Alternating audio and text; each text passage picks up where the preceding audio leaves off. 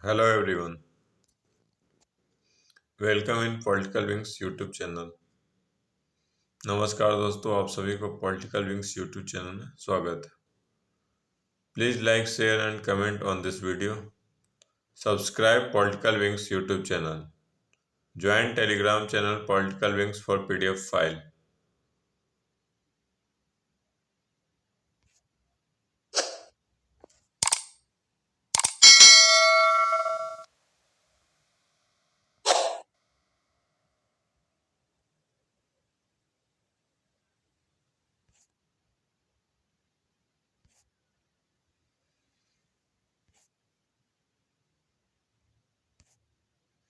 दोस्तों, आज आपको MA fourth semester political science का जो टॉपिक है उससे पढ़ाया जाएगा।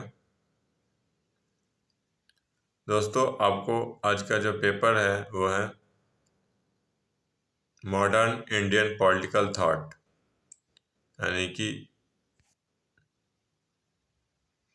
जो इसका टॉपिक है दोस्तों वो है life sketch of doctor Shyama Prasad Mukherjee. मैं हूं दोस्तों गौरव कुमार, आपको इसके बारे में बताऊंगा। दोस्तों, जो पेपर है वो आधुनिक भारतीय राजनीतिक चिंतन, और जो शीर्षक है वो डॉक्टर श्यामा प्रसाद मुखर्जी के संक्षिप्त जीवन परिचय। डॉक्टर श्यामा प्रसाद मुखर्जी के संक्षिप्त जीवन परिचय।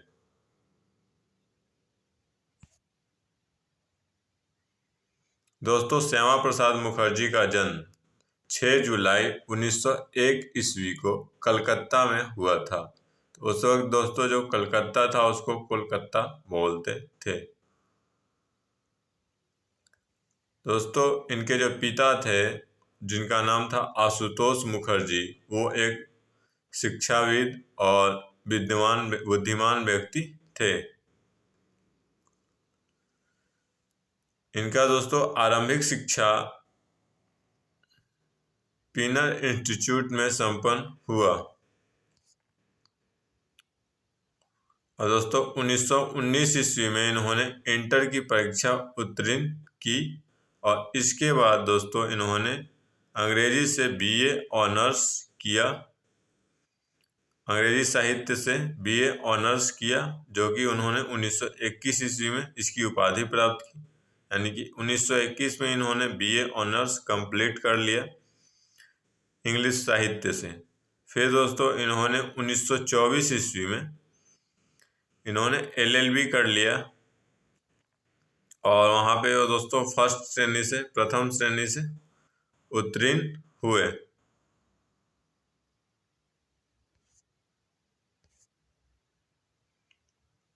डॉक्टर श्यामा प्रसाद मुखर्जी का संक्षिप्त जीवन परिचय।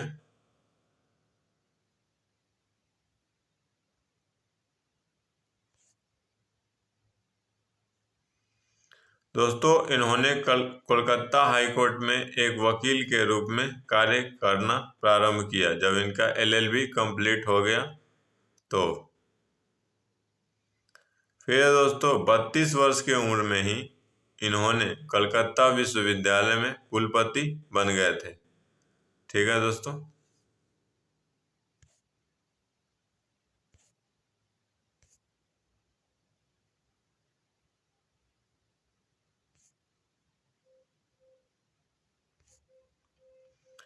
डॉक्टर श्यामा प्रसाद मुखर्जी के राजनीतिक एवं सामाजिक विचार क्या थे?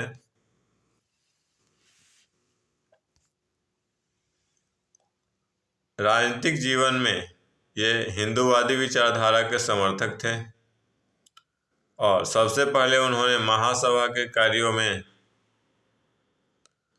भाग लेना शुरू किया तथा 1941 से 1955 तक हिंदू महासभा के अध्यक्ष रहे। यानी कि 1941 ईस्वी से 1945 ईस्वी तक ये हिंदू महासभा के अध्यक्ष का पद संभाला है। नेक्स्ट है दोस्तों 1946 ईस्वी में विधानसभा के सदस्य के रूप में निर्वाचित हुए इन्होंने, और 1947 से 1950 तक दोस्तों भारत के पूर्ति मंत्री रहे, यानी कि दोस्तों ये केंद्र में भी मंत्री के पद पे कार्य किया है। नेक्स्ट है दोस्तों 1951 ईस्वी में इन्होंने जनसंघ पार्टी की स्थापना की। और दोस्तों 1951 में इन्होंने जनसंघ पार्टी की स्थापना इसलिए की क्योंकि ये कांग्रेस के जो विचार थे उससे असहमत होते गए दिन पे दिन। और इन्होंने ये कहा, जब जनमत ये जो अपना जनसंघ पार्टी बना रहा था तो उन्होंने ये कहा कि कांग्रेस पहले वाली नहीं रह गई है, अब कांग्रेस का एक अपोजिशन माने होना चाहिए जो कि देश के अपोजिशन का नेतृत्व करे।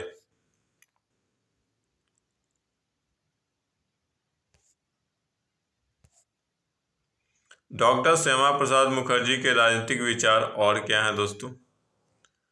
ये जो सावरकर जी थे उनके विचारों से बहुत अधिक प्रभावित थे।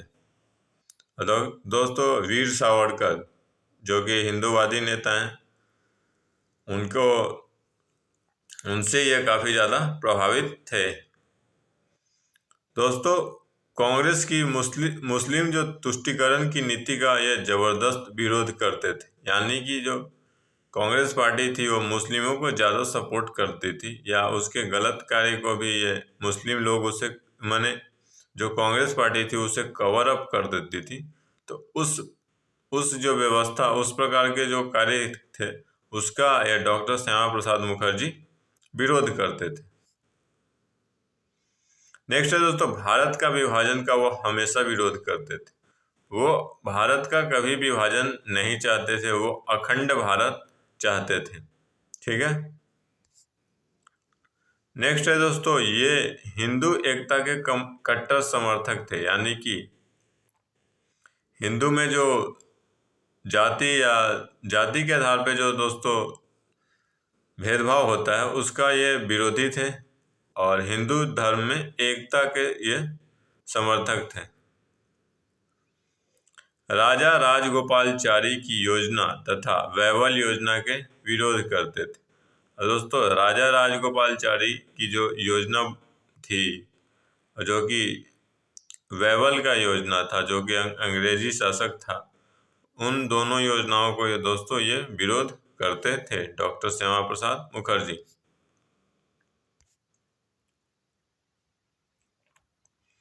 डॉक्टर श्यामा प्रसाद मुखर्जी का दोस्तों जो राजनीतिक विचार और क्या है? मुखर्जी महात्मा बुद्ध के बड़े प्रशंसक थे, और उन्होंने एक बार सम्मेलन में कहा कि भारत की वसुंधरा पर गौतम बुद्ध का जन्म एक घटना मात्र नहीं है। यानी कि उन्होंने कहा, मुखर्जी ने, कि जो भारत है उसकी धरती पे गौतम बुद्ध का जो जन्म हुआ है वो एक घटना नहीं है।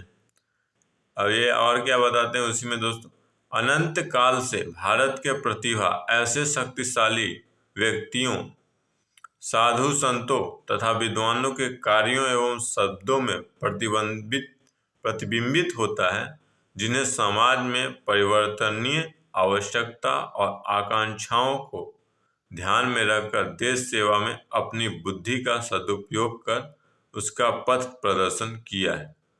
यानी कि दोस्तों ये मुखर्जी ये बोलते हैं कि अनंत काल से ही ऐसा भारत में माने व्यवस्था है, ये भारत में ऐसा प्रतिभा हमेशा जन्म लेता है, और ऐसे साधु संत और विद्वान हमारे देश में उत्पन्न हुए हैं जो कि अपने शब्दों से समाज में जो परिवर्तन लाते हैं और देश की सेवा करते हैं।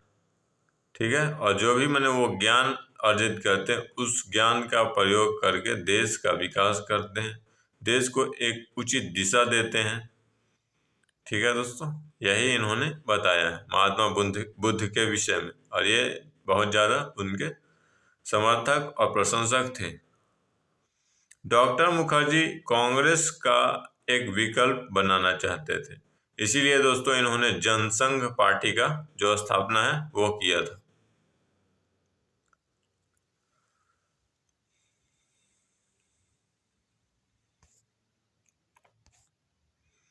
भारतीय जनसंघ की स्थापना के उद्देश्य और क्या है?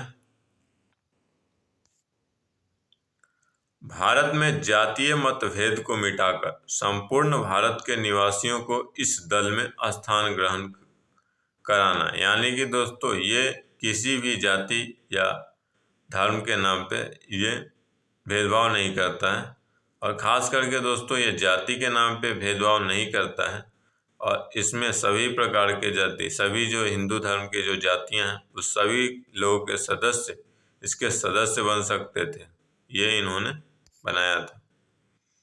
और दोस्तों हिंदुओं में एकता तथा बंधुत्व की भावना का संचार करना तथा राष्ट्र के लिए सब कुछ बलिदान करने के लिए प्रेरित करना। ये जो जनसंघ है दोस्तों, इसका एक उद्देश्य ये भी है कि हिंदू जो हैं वो जो जाति के नाम पे अलग अलग रहते हैं उनको एक सूत्र में एक जगह पे बांध दिया जाए, और बंधुत्व यानी कि उनके बीच में भाईचारा का विकास किया जाए, और अगर जरूरत पड़ने पे दोस्तों वो सभी लोग अपने राष्ट्र के लिए बलिदान भी दे, ऐसा ये व्यवस्था करना चाहता था। नेक्स्ट है दोस्तों भारतीय संस्कृति की जो गौरव है उसकी रक्षा करना ये चाहते थे। यानी कि भारतीय जनसंघ है जो इसका जो उद्देश्य है, और भारतीय संस्कृति जो इंडियन कल्चर है उसका जो जो गौरव है उसकी रक्षा करना इनका उद्देश्य था। नेक्स्ट है दोस्तों देश की सुनियोजित प्रतिष्ठा के अस्थायी रखना। यानी कि जो हमारा देश जो आध्यात्मिक तौर पे जो स्थान प्राप्त किया है उसको बरकरार रखना, और देश की जो प्रतिष्ठा है विश्व स्तर पे उसको बनाए रखना और उसको और बढ़ाना। ठीक है दोस्तों। डॉक्टर मुखर्जी का स्वर्ण काल। और दोस्तों डॉक्टर मुखर्जी अनुच्छेद 370 के मुख्य विरोधी थे, जो कि जम्मू कश्मीर को भारत का अभिन्न अंग बनाना उनका उद्देश्य था। और जो दोस्तों आप जानते होंगे जो आर्टिकल 370 है जो अभी हटा है, वो दोस्तों जम्मू कश्मीर से रिलेटेड था, और इसमें जम्मू कश्मीर में ऐसा व्यवस्था था कि वहाँ पे जैसे इंडिया का भी पीएम होगा और जम्मू कश्मीर के उस स्टेट का अपना अलग पीएम होगा। तो ये बातें थी दोस्तों। और जो इंडिया के जो अन्य राज्यों के जो सिटीजन थे वो जम्मू कश्मीर में वहाँ पे जमीन लेके नहीं रह सकते। और दोस्तों जम्मू कश्मीर की जो लड़कियां थी वो अगर इंडिया के अन्य स्टेट्स के पुरुषों से शादी करती है तो वहाँ से उसकी संपत्ति, जो उस महिला जम्मू कश्मीर की जो लड़की है उसकी संपत्ति पे उसका अधिकार खत्म हो जाता है। तो इस प्रकार के कानून थे दोस्तों।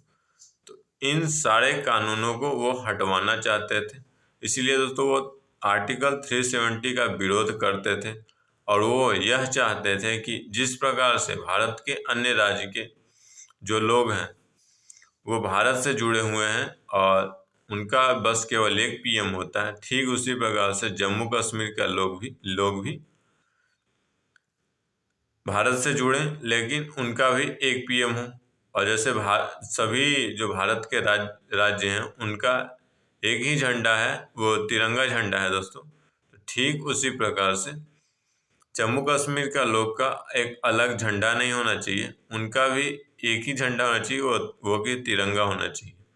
और दोस्तों इन्होंने जनसंघ के नेतृत्व में डॉक्टर मुखर्जी ने कश्मीर में आंदोलन छेड़ दिया, क्योंकि दोस्तों जो कश्मीर के उस समय के तत्कालीन प्रधानमंत्री थे फारूक अब्दुल्ला, वो दोस्तों ये चुनौती दिए थे कि कोई नहीं आ सकता है, और आएगा तो ये भारत के लिए अच्छा नहीं रहेगा, जम्मू कश्मीर सेपरेट हो जाएगा। इस प्रकार की उन्होंने अपनी भाषणबाजी की थी दोस्तों।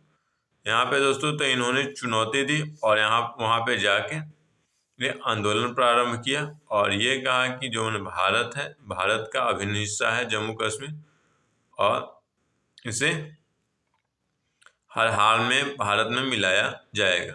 तो दोस्तों डॉक्टर मुखर्जी और अटल बिहारी वाजपेयी ने साथ में जाकर कश्मीर में जबरदस्ती वहाँ पे प्रवेश किया, क्योंकि जो भारत के तत्कालीन प्रधानमंत्री थे वो वहाँ पे जाने के रिस्ट्रिक्शन लगा दिए थे कि कोई भी माने भारत के अन्य राज्य से जो नागरिक है वो वहाँ पे नहीं जाएगा।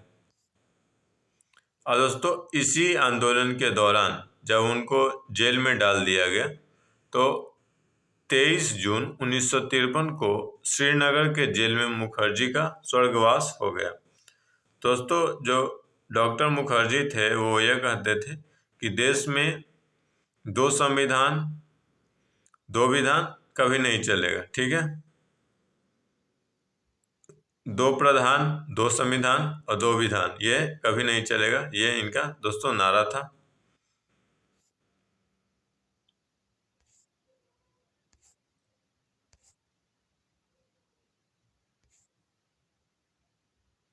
दोस्तों वीडियो को लाइक करें, शेयर करें और कमेंट करें। पॉलिटिकल विंग्स यूट्यूब चैनल को सब्सक्राइब करें दोस्तों, और टेलीग्राम चैनल पॉलिटिकल विंग से जुड़े। थैंक यू दोस्तों, वीडियो देखने के लिए धन्यवाद। दोस्तों आपको वीडियो अगर पसंद आता है तो इसको लाइक करिए दोस्तों, और अपना कमेंट इस वीडियो के नीचे ज़रूर कीजिए दोस्तों, और दोस्तों और लोगों के साथ शेयर कीजिए। इसके अलावा दोस्तों आप PDF फाइल प्राप्त करने के लिए टेलीग्राम चैनल पॉलिटिकल विंग से जुड़ जाइए, और जिसका लिंक आपको डिस्क्रिप्शन में दे दिया जाएगा, या दोस्तों आप चैनल के डिस्क्रिप्शन में भी वहाँ पे लिंक दिया गया है, वहाँ पे जाके आप देख सकते हो, नहीं तो इस वीडियो के नीचे ही मैं लिंक कर दूंगा। और दोस्तों इसके अलावा आप प्लेलिस्ट में जाके अन्य वीडियो को भी देख सकते हैं। थैंक यू दोस्तों, वीडियो देखने के लिए धन्यवाद। और वीडियो पसंद आए तो लाइक कीजिए दोस्तों, और ना पसंद आए तो डिसलाइक भी करिए, ठीक है दोस्तों। थैंक यू दोस्तों।